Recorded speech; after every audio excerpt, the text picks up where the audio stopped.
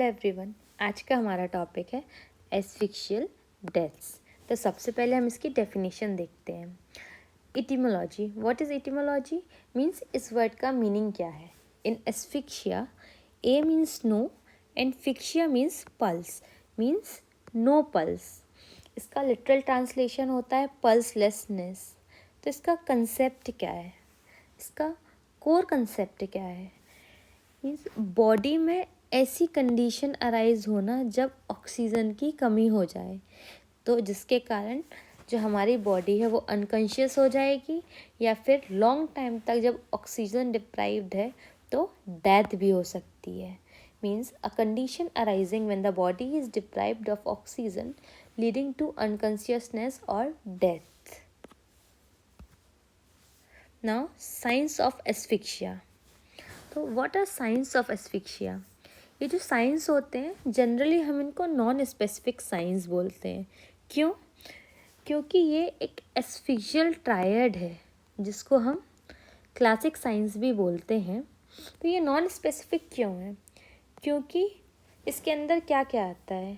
Cyanosis, पेटिकल haemorrhages and visceral congestion. ये तीनों जो फाइंडिंग्स हैं ये बॉडी में किसी और कंडीशन के कारण भी मिल सकती है, इसलिए हम इनको नॉन स्पेसिफिक मानते हैं, बट ये क्लिनिकली रेलिवेंट होती है। तो सबसे पहले देखेंगे cyanosis. So what is cyanosis? जब बॉडी में ऑक्सीजन की कमी हो जाती है तो जो हमारी स्किन है वो ब्लूइश दिखने लगती है। इस bluish discoloration of skin. Second one is petechial haemorrhages. जो कैपिलरीज एंड वेन्यूल्स होते हैं जब उनका रप्चर हो जाए तो रेड स्पॉट्स दिखने लगते हैं, जिनको हम बोलते हैं tiny pinpoint red spots. उनकी कॉमन लोकेशंस क्या क्या होती हैं? Eyelids, mastoid region and heart surfaces. Third one is visceral congestion. So what is visceral congestion? जैसे ये हमारा ऑर्गन है, ऑर्गन पे ब्लड लेके कौन आता है? आर्टरी, और जो डीऑक्सीजनेटेड ब्लड है वो वेन लेके जाती है। तो ये ब्लड आ रहा है और किसी भी कंडीशन के कारण मान लो वेन में यहाँ ऑब्स्ट्रक्शन हो जाता है, तो जो भी ब्लड आ रहा है वो यहाँ पे फेल हो रहा है, मीन्स इनगॉर्ज हो रहा है ऑर्गन में। तो ये जो इनगॉर्जमेंट है वो किसी और कंडीशन के कारण भी हो सकता है। तो इसको हम क्या बोल रहे हैं? Visceral congestion. तो अभी हमने तीन जो ट्रायड पढ़े, एस्फिक्शियल ट्रायड, वो क्या क्या पढ़े? First one is cyanosis, second one is petechial haemorrhages and third one is visceral congestion. अभी आगे देखते हैं। Now asphyxial quintet. So what is asphyxial quintet? इसमें जो हमने अभी ट्रायड पढ़ा और दो एडिशनल साइंस। अभी ट्रायड क्या क्या पढ़ा हमने? Cyanosis, पेटिकल haemorrhages and visceral congestion. इसके साथ साथ postmortem fluidity of blood and another one is right ventricle enlargement.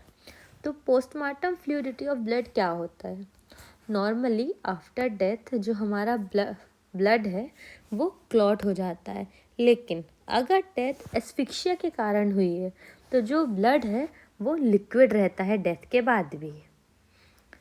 Now another one is right ventricle enlargement. जो हमारा हार्ट होता है उसका राइट साइड का डायलिटेशन हो जाता है, जिसको हम बोल रहे हैं राइट वेंट्रिकल इनलार्जमेंट। इसमें ये जो what is petechial haemorrhages? Small छोटे छोटे बहुत छोटे छोटे रेड डॉट्स विजिबल होते हैं स्किन में। कहाँ कहाँ? शोल्डर पे, नेक एरिया पे, और जो हमारा हार्ट होता है उसकी सरफेसेस पे छोटे छोटे रेड डॉट्स विजिबल होते हैं। अभी हम आगे देखते हैं types of asphyxia. So what are types of asphyxia? सबसे फर्स्ट जिसमें आता है हैंगिंग। तो हैंगिंग क्या होती है? ये हम एक बॉडी बनाएंगे, ये इसकी नेक है, देन ये लेग्स, ये हैंड्स, और ये है hanging.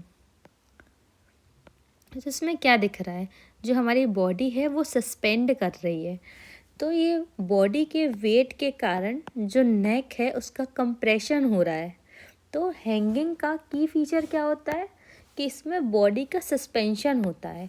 The defining characteristic is body suspension. इसकी मेथड क्या होगी कि टिपिकली हमें एक लाइगेचर मार्क मिलता है अराउंड द नेक। जो हैंगिंग होती है उसमें हमको एक स्पेसिफिक लाइगेचर मार्क दिखता है अराउंड नेक। नाउ आगे चलते हैं। Another one is strangulation. What is strangulation? इसमें जो नेक कंप्रेशन हो रहा है उसके कारण क्या होगा, हमारा एयर पैसेज का कंस्ट्रिक्शन हो जाएगा। लेकिन इसमें ये हैंगिंग से कैसे अलग है? हैंगिंग में हमारी बॉडी जो होती है वो सस्पेंड हो जाती है। ये जो यहाँ पे हमने देखा था, यहाँ पे ये बॉडी सस्पेंड हो गई है, लेकिन स्ट्रेंगुलेशन में बॉडी सस्पेंड नहीं होती है। तो ये कैसे कैसे स्ट्रेंगुलेशन हो सकता है, मतलब इसकी वेराइटीज़ और मेथड क्या क्या हो सकती है।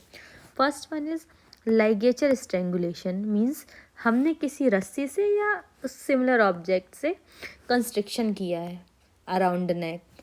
Second one is throttling. Throttling क्या होता है? मैनुअल, मीन्स अपने हाथों से किसी का गला दबाना, that is throttling. Third one is mugging. What is mugging? कि हम अपनी एल्बो से या फिर बेंड ऑफ आर्म से किसी का गला दबा रहे हैं। कंप्रेशन अप्लाइड बाय एल्बो और बेंड ऑफ द आर्म। एक अनदर, ये दो टर्म्स हैं, एक है बेंस डोला, इसके वर्ड में ही इसका मीनिंग है। आगे के जो 4 लेटर्स हैं, बंस मीन्स बांस, बांस मीन्स बम्बू, मतलब हम जो कंप्रेशन है वो बम्बू स्टिक से कर रहे हैं। Another one is garrotting. What is garrotting? जो हम कंप्रेशन है वो हम आयरन कफ या लीवर का यूज़ करते हैं। तो ये क्या होता है, जो पुलिस की हथकड़ी होती है उसका यूज़ करके हम किसी का गला दबा रहे हैं, that is garrotting. Now last one is suffocation.